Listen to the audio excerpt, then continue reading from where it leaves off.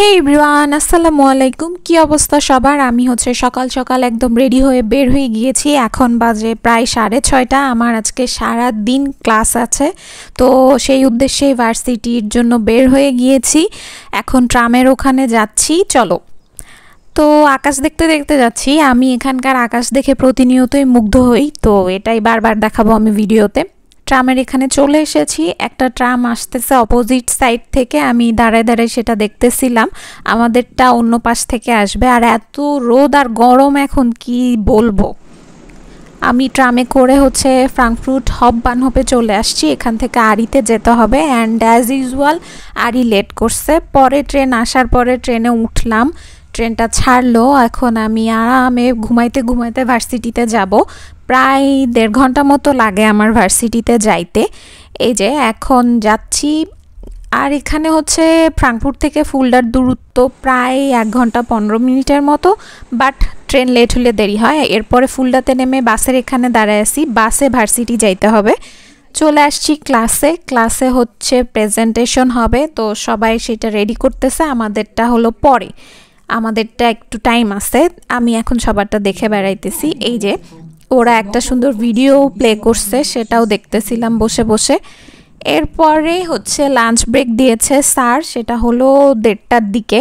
আমি এখন মেনজার দিকে যাচ্ছি, আমাদের ক্যান্টিন যেটা আর কি, ওখানে গিয়ে আমি এখন লাঞ্চ করব। বাট আমি লাঞ্চ বাসার থেকে নিয়ে আসছি, কারণ এখানকার খাবারের কোনো স্বাদ নেই। আমি নুডলস আনছিলাম মিক্সড যেটা, সেটা। আর এখান থেকে সব করা যায়, ওভেনও আছে। আমি গরম করে নিয়ে বসে পড়েছি। এখন আমি খেয়ে নিব। ওরা কেন জানি কোনো ঝালপদ দেয় না, পানসে লাগে আমার কাছে, এই কারণেই নিয়ে যাওয়া। এই তো বসে বসে আমি খাচ্ছি। খাওয়া দাওয়া করে দেন আবার ক্লাসে ফেরত যাইতে হবে। আজকে ক্লাস প্রায় 4:50 পর্যন্ত।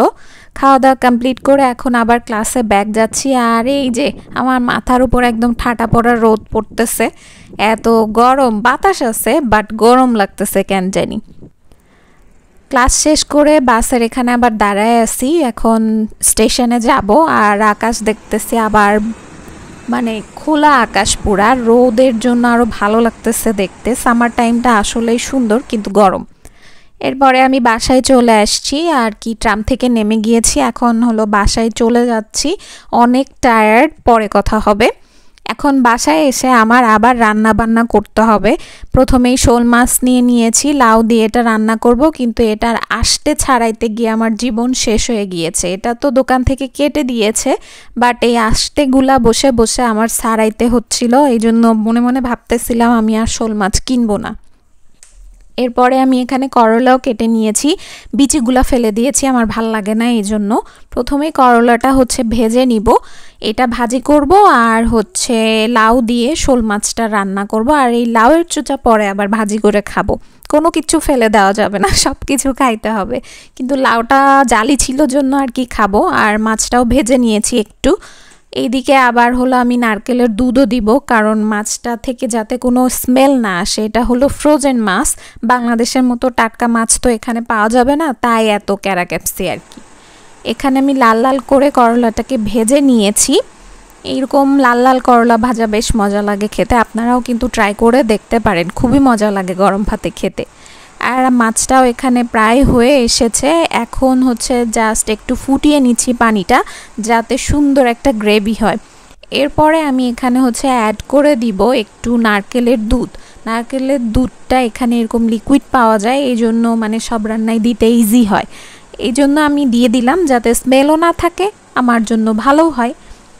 এখন হয়ে গিয়েছে তরকারিটা। আর একটু জিরার গুঁড়া দিব, ভাজা জিরার গুঁড়া। এইটা আমার শাশুড়ি মা বাংলাদেশ থেকে করে দিয়েছিলেন, ওটাই আমি এখন দিচ্ছি। আর মাছের তরকারিতে ভাজা জিরার গুঁড়া দিলে ভালো লাগে। মাছ রান্নাও হয়ে গিয়েছে আমার। এখন সব নিয়ে আমি চলে যাব ভেতরে। আর আমাদের রাতের খাবার আজকে এগুলাই, করলা ভাজি আর লাউ দিয়ে শোল মাছ। এগুলো আমি বাঙালি শপ থেকে কিনেছিলাম, পরে একদিন দেখাবো। এখন আমি একটু রান্না করে সব টায়ার্ড হয়ে গিয়েছি, তাই ভাবলাম একটু কফি খাওয়া যাক। এই কফিগুলা কিনতে পাওয়া যায় এখানে, একদম সব রেডি করা থাকে, জাস্ট খুলে খাইতে হয় ঢেলে নিয়ে। আর এই মগগুলো আমি ভার্সিটি থেকে পেয়েছিলাম ফ্রি। আর কেন পেয়েছিলাম এটা আবার অন্য কোনো ব্লগে শেয়ার করব। এখন কফিগুলো ঢেলে নিচ্ছি আর কফি খাবো এখন বসে দুজন একদম রিল্যাক্সের সাথে। কফি খাওয়া একটা শান্তি, কোল্ড কফি এটা বেসিক্যালি। আমি এখন এটার মুখ লাগাই নিচ্ছি সুন্দর মতো। এইটা পড়বে না, এই বক্সটা অনেক সুন্দর হয়েছে, আমার তো অনেক পছন্দ। আর কফি দেখায় দেখায় এখানেই ব্লগটা শেষ করছি। বাই।